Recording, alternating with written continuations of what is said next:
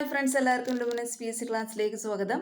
നമ്മൾ കഴിഞ്ഞ ക്ലാസ്സിൽ ഫിസിക്സിന്റെ ടോപ്പിക്കായ മോഷൻ ചലനത്തെക്കുറിച്ചാണ് പറഞ്ഞത്. ചലനത്തിൽ 3 ചലന നിയമങ്ങൾ നമ്മൾ ഐസക് ന്യൂട്ടന്റെ 3 ചലന നിയമങ്ങളെക്കുറിച്ച് നമ്മൾ പറഞ്ഞു. അതുമായിട്ട് ബന്ധപ്പെട്ട് നമ്മൾ ഒരു മാത്സിന്റെ പ്രോബ്ലം ഒക്കെ ചെയ്തതാണ്.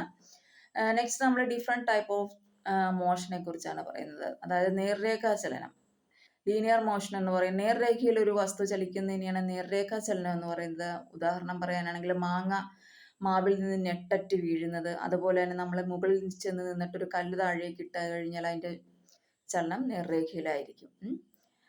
പിന്നീട് വർത്തുള്ള ചലനം അഥവാ ഘൂർണന ചലനം, സർക്കുലർ മോഷൻ എന്നൊക്കെ പറയും. അതെന്താണ്? ഒരു വസ്തു വൃത്തപാതയിലാണ് സഞ്ചരിക്കുന്നതെങ്കിൽ അതെന്തായിരിക്കും? വർത്തുള്ള ചലനമായിരിക്കും, അല്ലേ?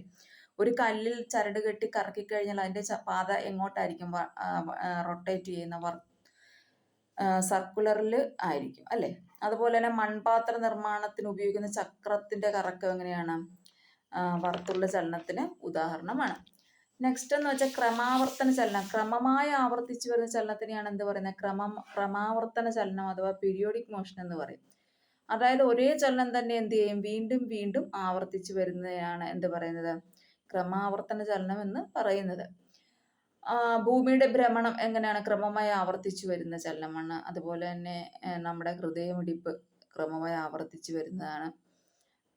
ഓക്കെ, ഇനി എന്താണ് ഭ്രമണം അഥവാ റൊട്ടേഷൻ എന്ന് ചോദിക്കാം. അതായത് കറങ്ങുന്ന വസ്തുവിന്റെ അക്ഷം നമ്മുടെ വസ്തുവിന്റെ സെന്ററിൽ, അതായത് ഉള്ളിൽ തന്നെയാണെങ്കിൽ എന്താ പറയുന്ന? ക്രമാവർത്തന ഭ്രമണം എന്നാണ് പറയുന്നത്. ക്രമാവർത്തന ചലനം എന്നാ ക്രമമായി ആവർത്തിച്ചു വരുമെന്നേ ഉള്ളൂ. അതിന് റൊട്ടേഷന് നമ്മൾ പറയുന്നില്ല. ഇപ്പൊ ഭൂമിയുടെ ഭ്രമണപഥം റൊട്ടേഷനാണ്, പക്ഷെ അത് ആവർത്തിച്ച് വരുന്നതുകൊണ്ടാണ് നമ്മൾ അതിന് എക്സാമ്പിൾ പറയുന്നത്. എന്നാൽ ഭ്രമണം എന്ന് പറയുന്നത് എന്താണ്? അത് ഇങ്ങനെ തന്നെ കറങ്ങണം, അല്ലേ? ഒരു അക്ഷം ഉണ്ടായിരിക്കണം. അതിന് അക്ഷത്തെ ബേസ് ചെയ്ത് കറങ്ങുന്നതാണ് എന്ത് പറയുന്നത്? ഭ്രമണം.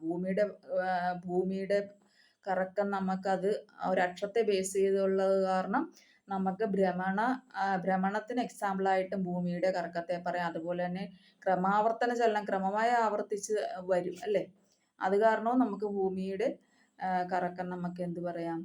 ക്രമാവർത്തന ചലനത്തിലും പറയാം. ഹൃദയമിടിപ്പ് ക്രമമായി ആവർത്തിച്ചു വരുന്ന കാരണം നമ്മൾ എന്ത് പറയും? ക്രമാവർത്തന ചലനം എന്ന് പറയും. എന്നാൽ അക്ഷത്തെ ബേസ് ചെയ്താണ് കറങ്ങുന്നതെങ്കിൽ അതെന്താ പറയേണ്ട? അതാണ് ഭ്രമണം എന്ന് പറയുന്നത്. ഭൂമധ്യരേഖ പ്രദേശത്ത് ഭൂമിയുടെ ഭ്രമണ വേഗത എന്ന് പറയുന്നത് 1670 km/h ആണ്. km/h ആണ്. 1670 km/h ആണ്. നെക്സ്റ്റ് പരിക്രമണം. ഭൂമിയെ പരിക്രമണത്തിന് ഉദാഹരണം പറയാം. കറങ്ങുന്ന വസ്തുവിന്റെ അക്ഷം വസ്തുവിന് പുറത്തു വരുവാണെങ്കിൽ എന്താ പറയുന്ന? അത് പരിക്രമണം എന്ന് പറയാം. അതായത് ഭൂമിയുടെ കറക്കം അങ്ങനെ ഭൂമി സൂര്യനെ ചുറ്റുന്നതാണ് എന്ത്? പരിക്രമണം എന്ന് പറയുന്നത്. അതുപോലെ തന്നെ ചന്ദ്രൻ ഭൂമിയെ ചുറ്റുന്നതിന് ഉദാഹരണമാണ്, പരിക്രമണത്തിന് ഉദാഹരണമാണ്.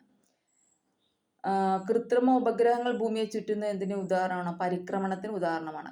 കറങ്ങുന്ന വസ്തുവിന്റെ അക്ഷം വസ്തുവിന് പുറത്തായിരിക്കും. ഓക്കെ, സെൻട്രലിൽ ഒരു പോയിന്റ്, അതിനെ ചുറ്റി ചുറ്റി ചുറ്റി ഇങ്ങനെ പോകുന്നതാണ് പരിക്രമണം എന്ന് പറയുന്നത്. നെക്സ്റ്റ് ഡോലനം എന്ന് പറയും. ഡോലനം ഓക്സിലേഷൻ ആണ്. തുലനത്തെ ആസ്പദമാക്കി ഒരു വസ്തു ഇരുവശങ്ങളിലേക്കും അങ്ങോട്ടും ഇങ്ങോട്ടും ആടുന്നതിനെയാണ് എന്ത് പറയുന്നത്? ഒരു സെൻട്രൽ പോയിന്റ് ഉണ്ടായിരിക്കും, അതിൽ നിന്ന് അങ്ങോട്ടും പോവും ഇങ്ങോട്ടും പോവും, അല്ലേ? അതാണ് ദോലനം എന്ന് പറയുന്നത്. അതായത് ഊഞ്ഞാലിന്റെ ആട്ടം എങ്ങനെയാണ്? ദോലനമാണ്. ഊഞ്ഞാലിങ്ങനെ നിന്ന് കഴിഞ്ഞാൽ അത് അങ്ങോട്ടും ഇങ്ങോട്ടും ആടും. അതുപോലെ തന്നെ ക്ലോക്കിലെ പെൻഡുലത്തിന്റെ ചലനം ഇങ്ങനെയാണ്, അല്ലേ? അത് ആടുന്നത് ഒരേപോലെയാണ്, അല്ലെ? അങ്ങോട്ടും ഇങ്ങോട്ടും. അപ്പൊ അതാണ് എന്ത് പറയുന്ന? ദോലനം എന്ന് പറയുന്നത്.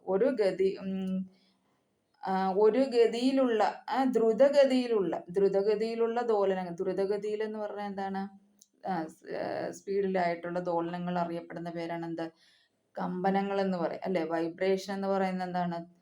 ദ്രുതഗതിയിലുള്ള ദോലനങ്ങൾ അറിയപ്പെടുന്ന പേരാണ് കമ്പനങ്ങൾ എന്ന് പറയുന്നത്.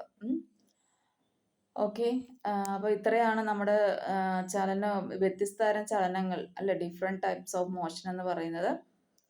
പലതരത്തിലുള്ള ചലനങ്ങൾ നമ്മൾ പറഞ്ഞു.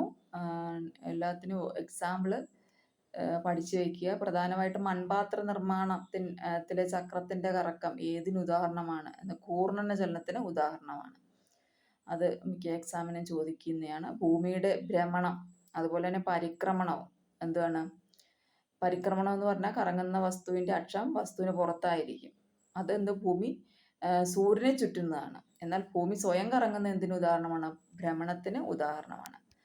അപ്പോൾ ഇന്ന് ക്ലാസ് എല്ലാവർക്കും മനസ്സിലായി എന്ന് വിചാരിക്കുന്നു. Today class is wind up. Thank you.